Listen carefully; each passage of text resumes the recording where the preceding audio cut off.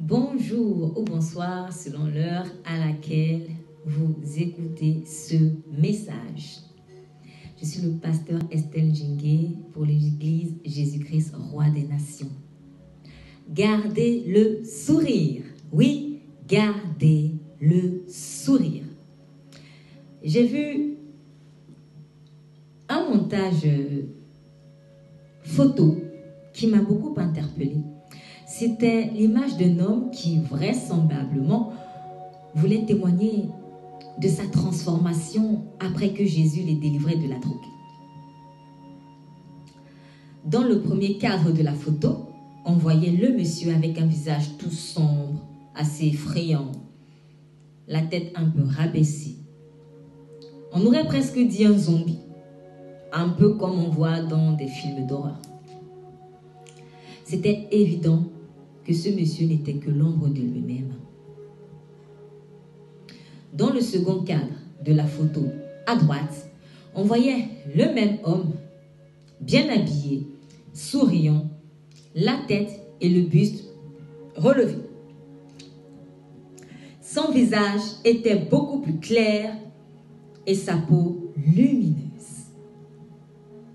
Rien à voir avec le monsieur au visage terne de la photo de gauche. Beaucoup de commentaires louaient la puissance et l'amour de notre Dieu qui a la capacité de transformer des vies. Mais il y a un détail qui m'a marqué. Dans les deux photos de cet homme se trouvait une femme à ses côtés qui l'enlaçait. Je ne pourrais dire avec certitude si c'était son épouse, sa mère, sa soeur ou une simple amie, mais elle était là, toute souriante. Tant dans la photo de gauche, lorsqu'il était drogué, que dans la photo de droite, lorsqu'il était renouvelé. À ce moment-là, j'ai eu l'impression que Dieu me donnait une leçon sur l'amour patient, l'amour qui espère tout, qui supporte tout, à mettre en pratique dans le couple en Christ. Cette femme avait gardé son sourire dans les deux états. Lorsque l'homme était sous l'emprise de Satan, elle souriait. Elle enlaçait l'homme et n'avait pas honte de s'afficher avec lui. Et lorsque l'homme a été libéré de l'emprise de Satan, cette même femme était toujours là, gardant son merveilleux sourire, l'enlaçant encore. Cette femme avait aimé cet homme tel qu'il était et avait sûrement attendu sa transformation dans la patience. Cela m'a tout simplement fait penser à Jésus qui nous a aimés alors même que nous étions ennemis de Dieu.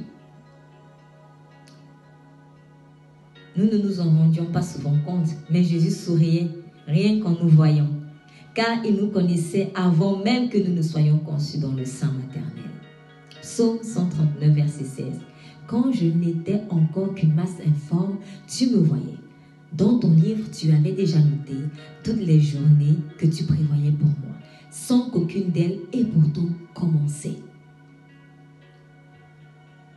Même sous l'emprise du diable, Jésus nous enlaçait déjà et n'avait pas honte de nous. Au contraire, il a méprisé la honte à cause de l'amour qu'il nous portait, tout comme cette femme n'a pas eu honte de cet homme au point de s'afficher avec lui sur une photo.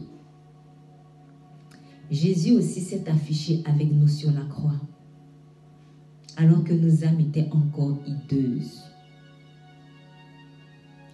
C'est ainsi qu'il a crucifié cette hideur et nous a donné sa beauté et sa vie. Hébreux 12, verset 2. Gardons les yeux fixés sur Jésus, qui nous a ouvert le chemin de la foi et qui la porte à la perfection, parce qu'il avait en vue la joie qui lui était réservée. Il a enduré la mort sur la croix en méprisant la honte attachée à un tel supplice, et désormais il siège à la droite du trône de Dieu. Moïse n'avait pas non plus honte de s'afficher avec Israël, ce qui pesait pourtant l'ignominie de l'esclavage. Hébreux 11, verset 26. Il, pour Moïse, considérait l'humiliation attachée au Messie comme une richesse plus grande que les trésors de l'Égypte, car il avait le regard fixé sur la récompense à venir. C'est l'attitude d'une femme vertueuse selon Dieu et aussi d'un homme vertueux selon Dieu. N'ayons pas honte de notre femme ou de notre mari, de nos enfants, même s'ils sont encore sous l'emprise des ténèbres, tout comme Jésus nous a aimés et les aime. Aimons-les également et gardons le sourire. N'ayons pas peur de nous afficher avec eux. L'amour persévérant est ce qui les aidera un jour à accepter la lumière de Jésus.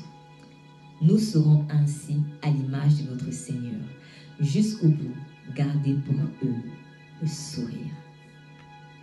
Nous prions. Père, merci de n'avoir pas eu honte de moi. Tu m'as aimé même lorsque mon âme était encore hideuse sous l'emprise des ténèbres. Aide-moi à aimer mon mari, ma femme, de la même manière. Aide-moi à ne pas avoir honte de m'afficher avec lui, elle, en public. Au nom de Jésus. Amen. Vous êtes bénis et Dieu vous aime énormément.